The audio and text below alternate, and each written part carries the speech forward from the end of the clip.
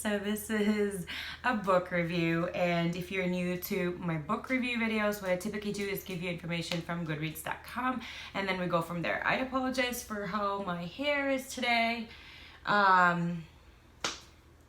No need for explanations. I'm sorry about that. So if you're new, again, for my book review videos, what I typically do is give you information from goodreads.com and then we go from there. So today I'm doing Bad Romance. This is by Heather Demetrios, and this is the first book that I've ever bought from her. That I bought, that's written by her. Okay, so this is rated 4.03 out of 5 stars. Grace wants out of her house where her stepfather wields fear like a weapon and her mother makes her scrub imaginary dirt off the floors. Out of her California town, too small to contain her big city dreams, out of her life and into the role of Parisian artist, New York director, anything but scared and alone. Enter Gavin, charming, talented, adored, controlling, dangerous. When Grace and Gavin fall in love, Grace is sure it's too good to be true. She has no idea the relationship will become a prison she's unable to escape. Deeply affecting and unflinchingly honest, sorry, I'm dyslexic. This is a story about spiraling into darkness and emerging into the light again. This was published back on June 13, 2017. Genres belong to contemporary adult romance. I would also add contemporary romance as well as abuse. Again, this is the cover. Sorry about that. This is the cover.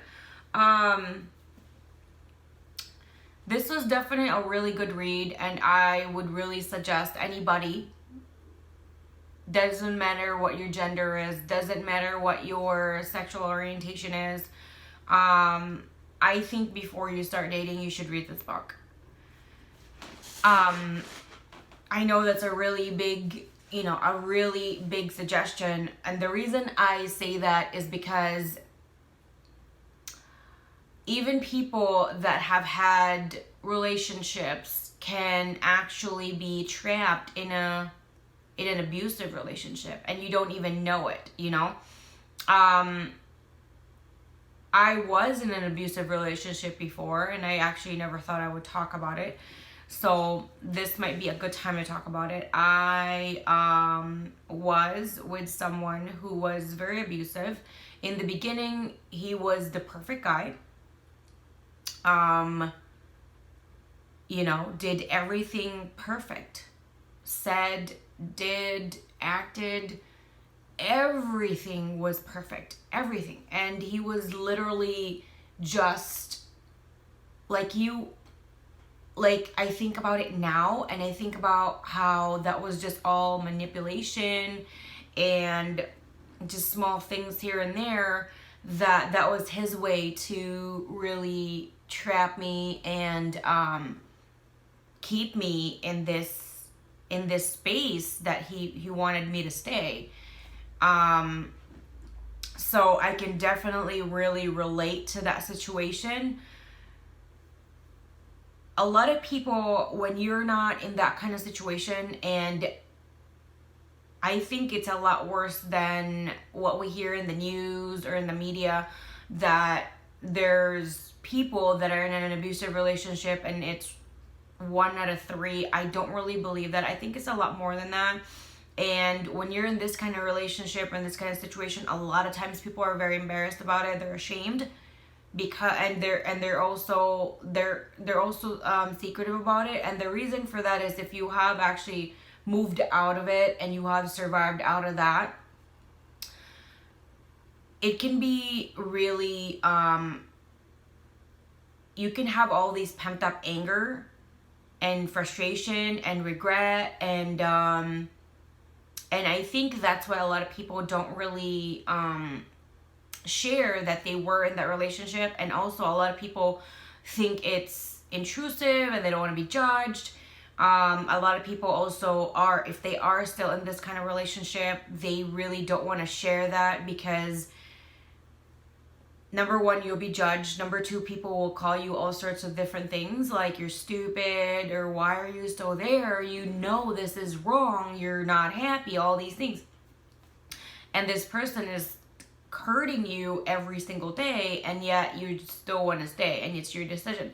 And the reason for that is when you're in that situation, if you've never been in that situation, that's great for you. But if you know anybody who's in that situation, the worst thing you could do is judge them. The worst thing you could do is like not be there and be supportive, because it really does feel like you're in a web. It also feels like it just feels like you're in a, what is that? Quicksand. Every time you move a little bit, it gets worse. Every time, like if you don't do anything, it gets worse. If you do something, it gets worse. There is no, like you just don't see the light at the end of the tunnel. So I do recommend this book so much. There's so many things in this book that there's so many details that really mirrored everything that I went through, and I'm pretty sure a lot of people can relate to that if they have been through this. So I do recommend that. If you have been there too, I do recommend you reading this, because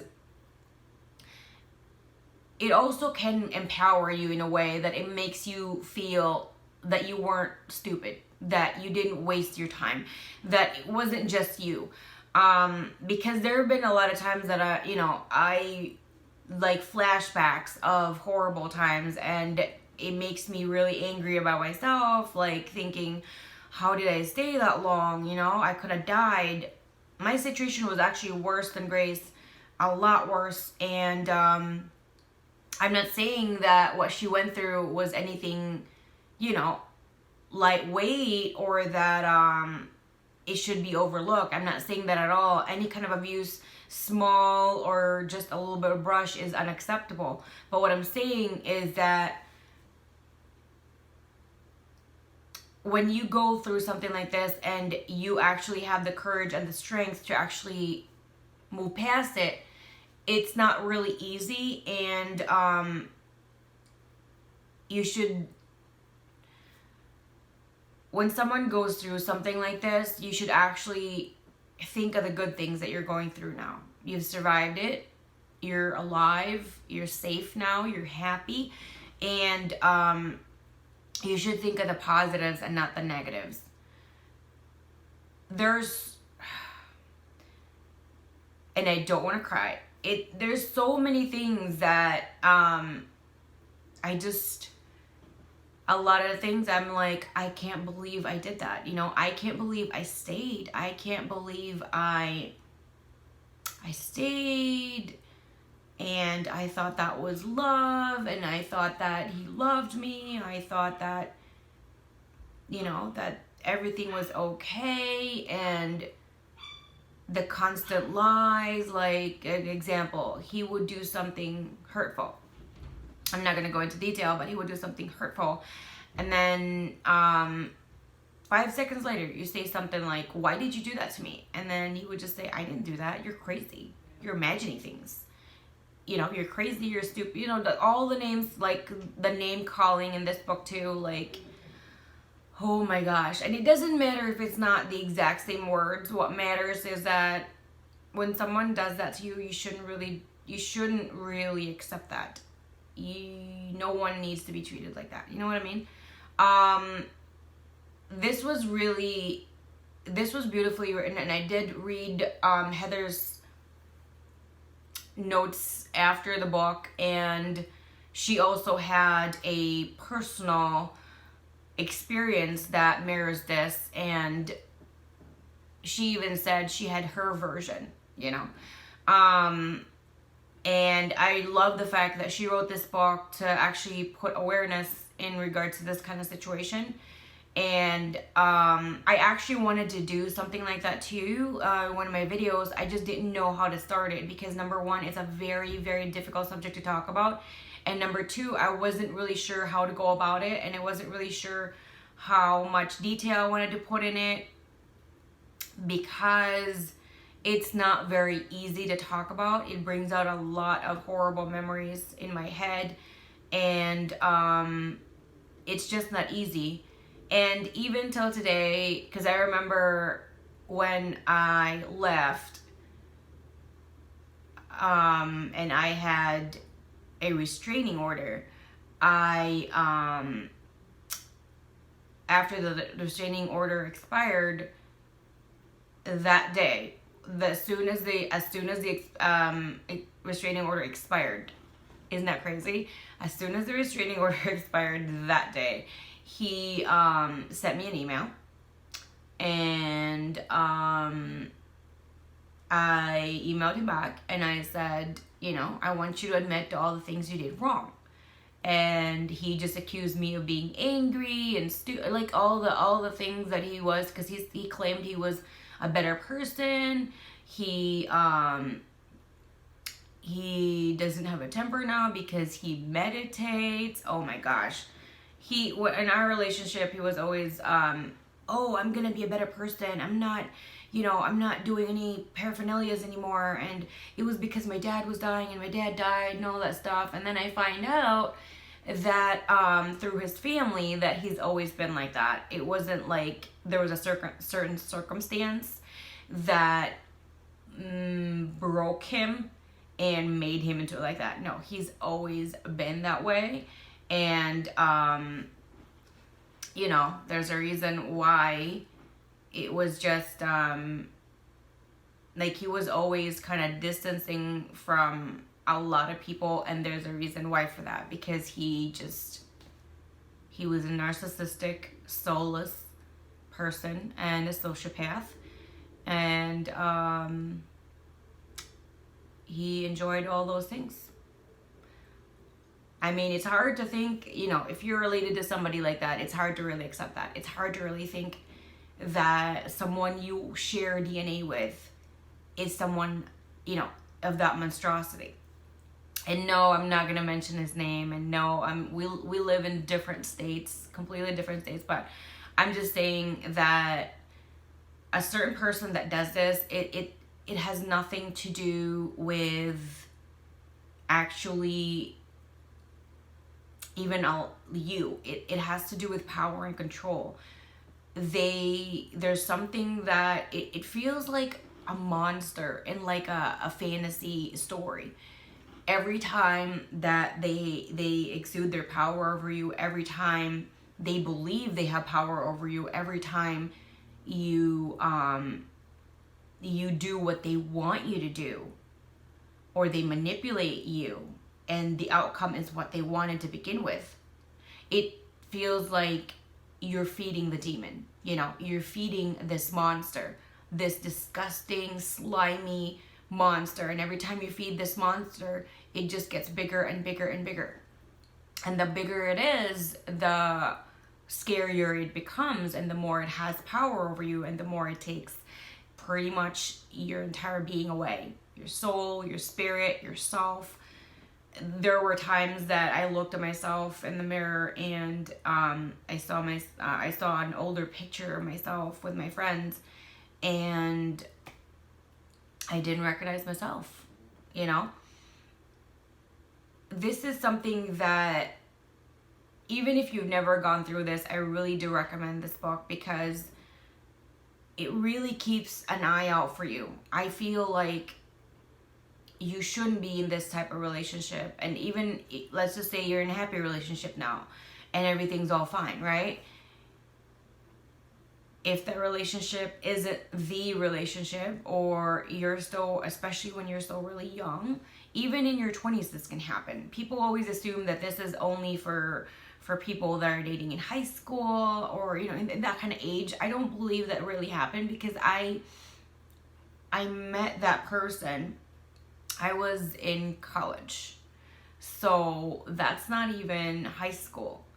Okay, so it's just, I know I'm like sharing a lot, but I feel like if I could touch someone's life out there, that maybe I could help you. And because when I went through it, I really felt like this is my life. I'm stuck with it. This is my life. This is what I can do. There's nothing else I can do. I'm just gonna deal with it, But I actually just kept on walking in the dark, always believing that there was going to be light at the end of my journey.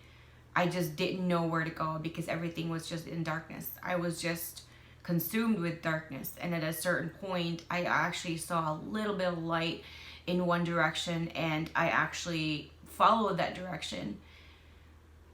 And it was scary. It was new because I was in this cocoon, in this dome of just violence and destruction and abuse, and a monster just who keeps nipping at me for no reason.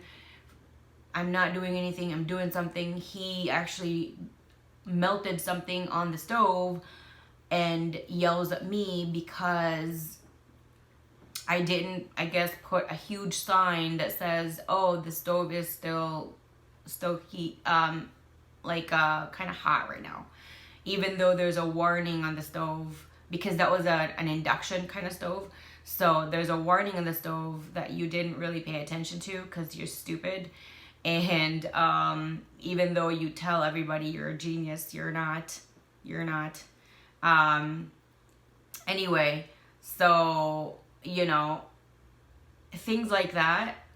Yells at me because he left something and it was melting, and I just, dealt with it. That's an example I can think of. I just dealt with it. I just stood up. The whole time, he yelled the whole time. And this was in front of his mother, and his mother just kind of sat there. I think she was really shocked in what was going on. And I just cleaned up his mess because and imagine, he yelled the whole time. It was like a span of a few minutes just because he could. And after that, I just walked away, and he just kept yelling like, oh, why didn't you do this? Why didn't you say that? Why didn't you do that? And then I don't even remember what happened afterwards. I don't know if I even said anything, to respond to what he was talking about, or I just kind of ignored him and just, just pretended what he was saying was just white noise. There was a lot of that going on, and now that I think about it, it just brings out all these emotions that I really haven't thought about anymore, because a lot of it was just, I don't know, a lot of destruction. And I remember his mom even asked me once, I can't believe this is going on, because his family saw a lot of things happen. And I think at a certain point, someone told me that she became afraid of him because he hurt her, and I had to yank him off of her because he was on top of her, choking her, And ever since that day, she was crying, and she was and I think she was afraid. That's what someone told me. She was afraid after that day. So after that, she always kind of just, threw me under the bus every chance she got. And I think she was afraid that he would hurt her again ever since that day. Because every single time there was an issue, she would always say, well, it was her, her. It was always all my fault. So, when you are in this situation yet again, and there are people, you really have to look at other people around you as well.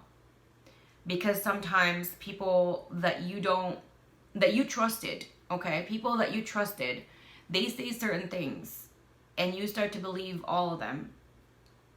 Even though your heart and your gut tells you, no, they're wrong. How are they right when it feels wrong? Because instinctually, you do know what right and wrong is. Instinctually, you do know what is good and bad.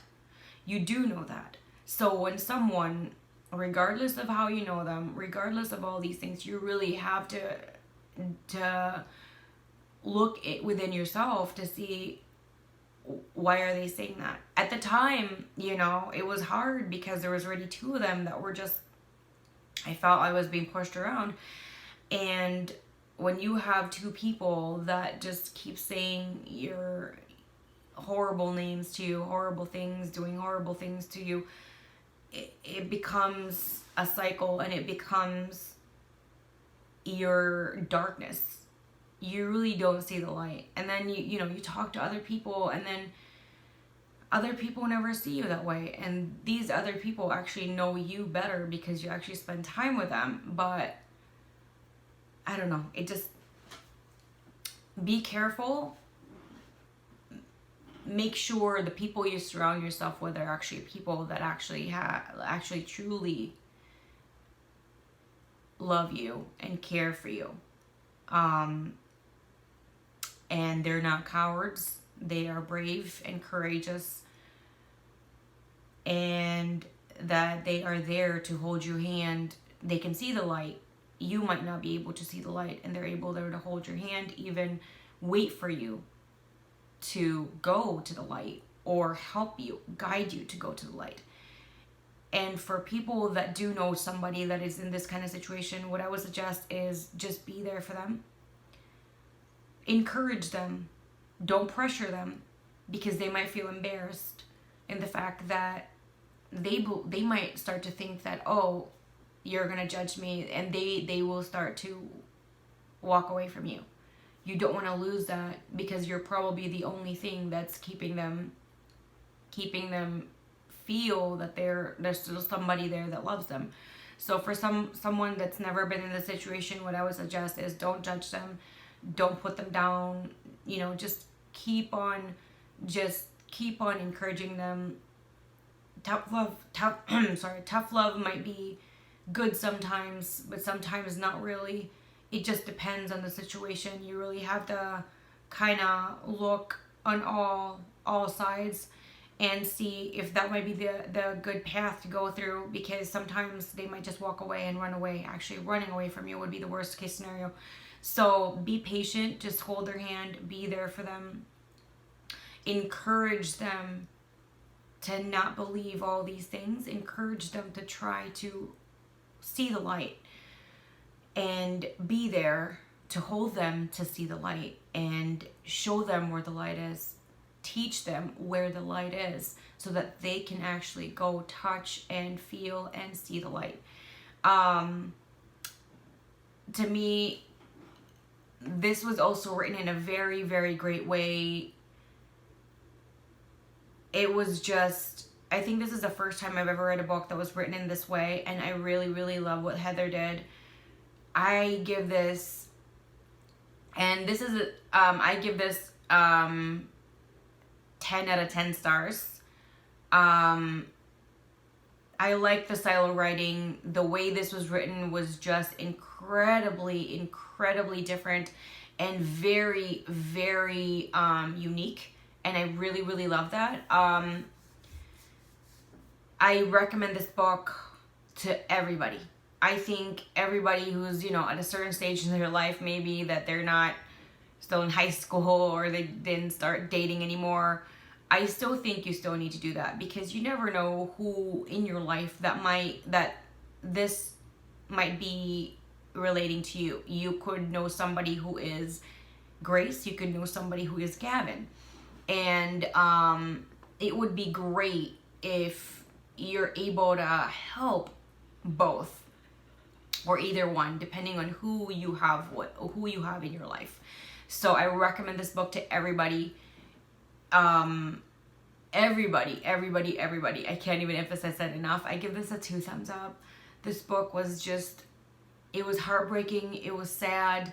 There were some really good moments. There were some moments that you just root for Grace. You just like, come on, Grace, you can do it. You can do it. You can do it. And then a little bit of heartbreak. Like I feel the pain right now. It was just searing in there.